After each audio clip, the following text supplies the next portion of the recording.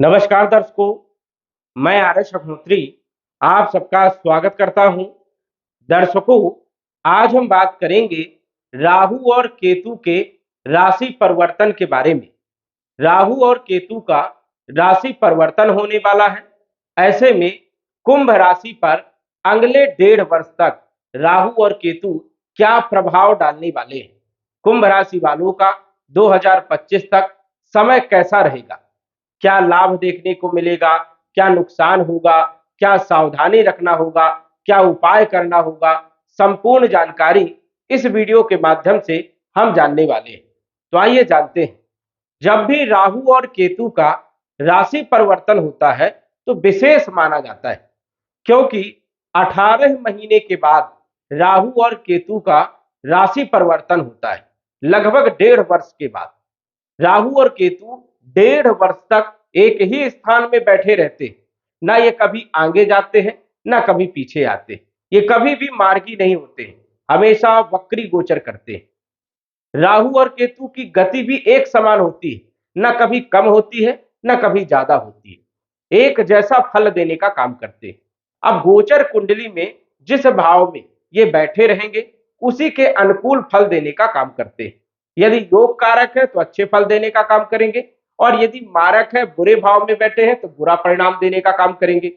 राहु मायावी ग्रह है, छाया ग्रह है, और इनका प्रभाव हमारे जीवन पर सबसे ज्यादा रहता है, क्योंकि कलयुग में ये ग्रह बली माने जाते हैं और इनका ही प्रभाव होता है। राहु का जब भी राशि परिवर्तन होता है विशेष माना जाता है। राहु एक ऐसा ग्रह है कि कम समय में ज्यादा धन लाभ देने का काम करता है, कम समय में किस्मत पलटने का काम करता है, अचानक बड़ा लाभ देने का काम करता है। यही एक ऐसा ग्रह, जितने भी 2 नंबर के काम होते हैं वो राहु के द्वारा ही देखे जाते हैं। राहु कमीशन का मालिक है, शराब का मालिक है, कहीं ना कहीं शेयर मार्केट, जुआ, लॉटरी, सट्टा, इन सब पर राहु का प्रभाव होता है। कम समय में बड़ा लाभ देने वाले जो काम होते हैं वो राहु के ही होते हैं। राहु यदि अच्छा है तो रंक से राजा बना देता है, और राहु यदि खराब है तो राजा से रंक भी बनने में देरी नहीं होती। इसलिए राहु यदि शुभ है तो वो बहुत अच्छा समय आपका 1.5 वर्ष तक रह सकता है। आइए जानते हैं कि कुंभ राशि वालों के लिए राहु और केतु कैसे रहने वाले हैं। यह फलादेश चंद्र राशि पर आधारित है।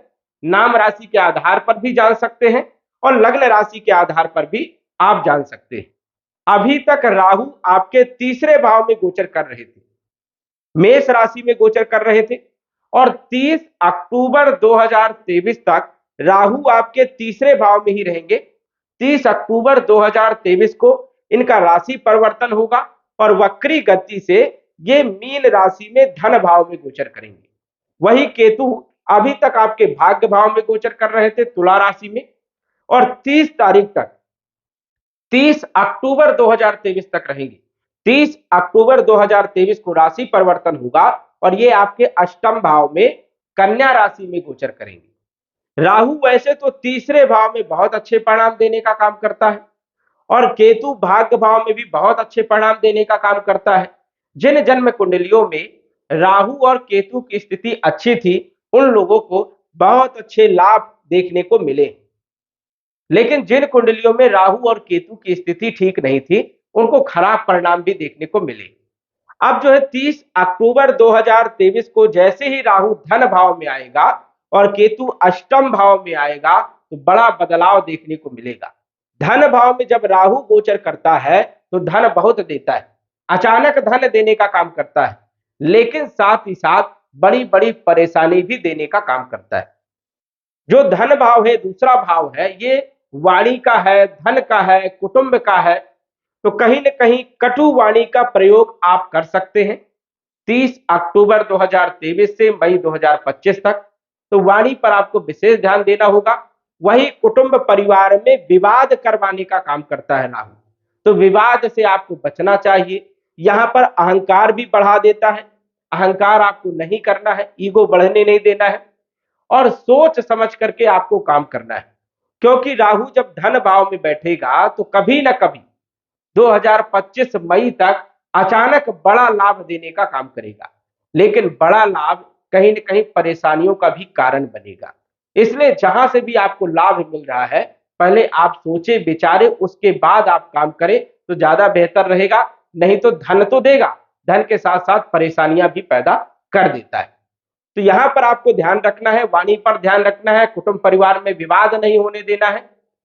और धन यदि कमा रहे हो तो कहां से कमा रहे हो, सही तरीका है, गलत तरीका है, इसका भी आपको विशेष ध्यान देना है।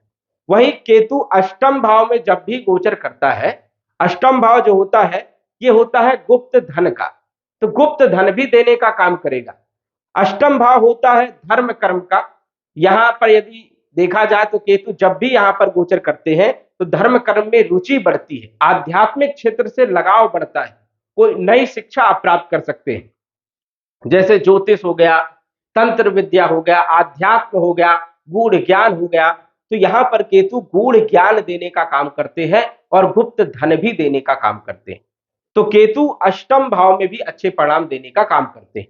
राहु की पंचम दृष्टि की यदि बात करें तो राहु पंचम दृष्टि से आपके छठे भाव को देखेगा, और छठा भाव जो होता है ये होता है रोग का, ऋण का, शत्रु का, कलह का, कर्ज का।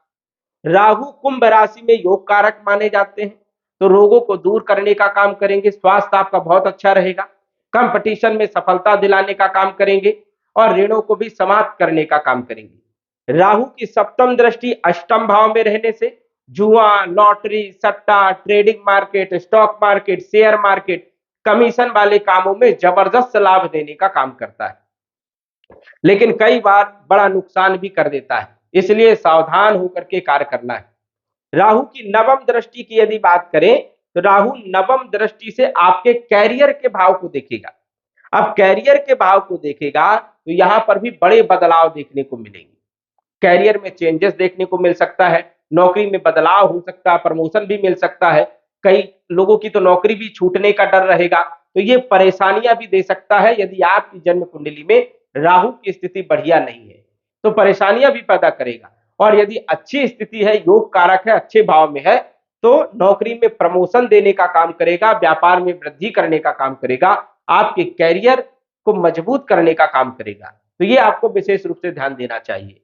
वही केतु की यदि बात करें तो पांचवी दृष्टि विदेश भाव में पड़ेगी, विदेश के योग बनेंगे, देश विदेश में आप भ्रमण कर सकते हैं, खर्चे भी आपके खूब बढ़ेंगे, तो खर्चों पर आपको नियंत्रण रखना चाहिए। वही धन भाव में केतु की दृष्टि होने से धन तो देंगे, लेकिन वाणी पर आपको ध्यान रखना होगा, कुटुंब परिवार पर ध्यान रखना होगा, धन की स्थिति बढ़िया रहेगी। वही केतु की यदि बात करें तो केतु की नवम दृष्टि आपके चौथे भाव में पड़ेगी। नवम दृष्टि चौथे भाव में पड़ने से भूमि, भवन, प्रॉपर्टी, मकान और वाहन के योग बनेंगे, तो आप क्रय विक्रय कर सकते हैं, खरीद सकते हैं, लेकिन जांच पड़ताल करके आपको खरीदना है, क्योंकि केतु कई बार जो है फंसा भी देता है, इसलिए इन सभी चीजों का आपको विशेष ध्यान देना है। कुंभ राशि वालों की शनि की 7.5 भी चल रही है, इसलिए थोड़ा संघर्ष ज्यादा करना पड़ेगा, मेहनत ज्यादा करना पड़ेगा।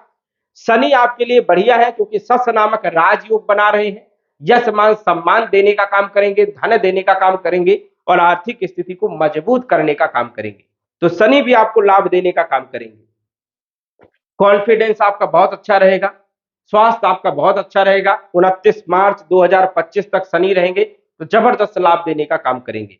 तो राहु भी आपको लाभ देंगे, शनि भी आपको लाभ देंगे और केतु भी आपको लाभ देंगे। यदि आपकी जन्म कुंडली में ये तीनों ग्रह अच्छे स्थान पर बैठे हैं तो बदलाव जरूर देखने को मिलेगा। तो दर्शकों, आज बस इतना ही, धन्यवाद। यदि आप अपनी कुंडली का विश्लेषण घर बैठे करवाना चाहते हैं तो दिए गए व्हाट्सएप नंबर से संपर्क करें। साधारण फीस जमा करके आप अपनी कुंडली का विश्लेषण फोन के माध्यम से घर बैठे ही करवा सकते हैं और जान सकते हैं अपने भूत, भविष्य और वर्तमान के बारे में। धन्यवाद। WhatsApp number 94798939